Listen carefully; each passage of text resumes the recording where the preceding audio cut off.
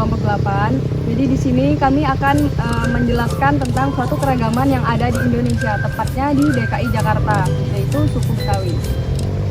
Jadi teman-teman semua harus simak sampai selesai ya.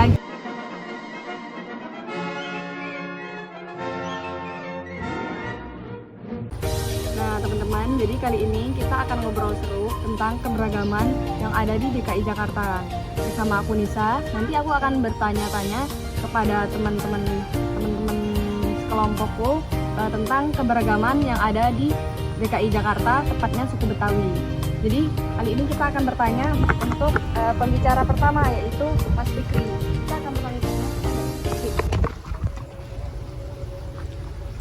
Halo Mas Fikri. Halo. Kalau menurut Mas Fikri, apa sih yang Mas Fikri ketahui tentang sejarah dan asal-usul Jakarta itu? Untuk sejarah Jakarta sendiri itu memiliki sejarah yang panjang. Itu untuk nama Jakarta sendiri itu perubahan dari berapa kali perubahan ya? 3 kali lah. 3 kali. Yang pertama itu ada ini Sunda Kelapa, terus yang berikutnya ada Jakarta, terus yang berikutnya Batavia, dan yang terakhir itu ada Jakarta sendiri. Makanya ya, jadi Jakarta tuh kayak disebut sebagai Indonesia mini gitu. Ya betul, itu karena keberagamannya itu sangat banyak, mulai dari berbagai gabungan dari berbagai macam suku. Yang pertama itu mungkin ada Melayu, Cina, dan Arab mungkin ya. Cuman yang paling kental itu sendiri itu adalah Betawinya. Suku Betawi. Makasih Mas Fikri.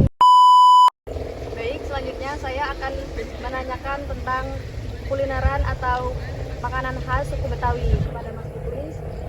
Apa sih yang Mas Fikri tahu tentang makanan khas atau kulineran di suku Betawi? Untuk makanan khas atau kulineran yang ada di suku Betawi ya, ada diantaranya kerak telur. Kerak telur itu terbuat dari beras ketan, telur bebek, ebi yang dimasak menggunakan arang. Selain itu ada soto Betawi, dodol Betawi, kembang goyang, dan lain sebagainya.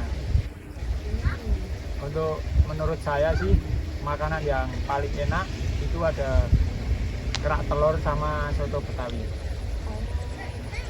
Oke, baik teman-teman, jadi itu ya, kalau di suku Betawi itu makanan yang paling menonjol tuh kalau nggak soto Betawi ya kerak telur. Nah, selanjutnya saya akan bertanya kepada Mbak Asfa. Nah, Mbak Asfa, apa sih yang Mbak Asfa tahu tentang kesenian, tarian, dan rumah adat suku Betawi? Nah, kesenian Betawi itu terkenal dengan lenong, yaitu kayak teater rakyat yang penuh humor. Ada juga gambang romong, musik perpaduan Tionghoa dan Melayu. Untuk tarian adatnya ada tari topeng dan tari jaipong. Itu sering dibawain di pertunjukan acara sambutan.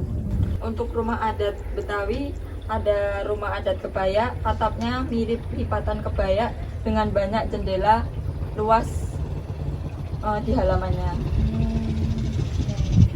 Baik teman-teman, seperti itulah tentang penjelasan tentang kesenian, tarian, dan rumah adat suku Betawi. A few minutes later. Nah, selanjutnya saya akan bertanya ke Mbak Ija. Mbak Ija tuh apa sih kalau di suku Betawi itu pakaian adat, bahasa, dan upacara adatnya itu gimana sih? Nah, pakaian adat Betawi itu unik-unik loh, terutama yang laki-laki. Yang laki-laki biasanya pakai baju sadaria dengan peci dan sarung yang disimpan di leher. Kemudian, perempuan memakai pakaian kebaya encim dengan kain batik dan selendang. Bahasa Betawi itu campuran, yaitu Melayu, Belanda, dan Cina. Contohnya, abang mau kemana? Atau bercanda mulu loh. Oh, terus upacara adatnya gimana tuh?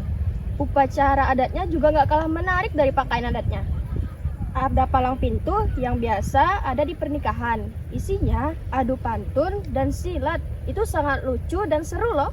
A few moments later. A few minutes later. A few inches later. Luar biasa sekali ya teman-teman. Ternyata Jakarta tuh bukan tentang pusat ekonominya aja, tetapi juga pusat budayanya. Betul sekali. Keberagaman adalah kekayaan yang patut kita jaga. Maka dari itu, cintailah budaya lokal dari makanan sampai bahasanya. Dan jangan lupa lestarikan tradisinya. Karena budaya adalah identitas bangsa. Oke, sampai jumpa di episode selanjutnya.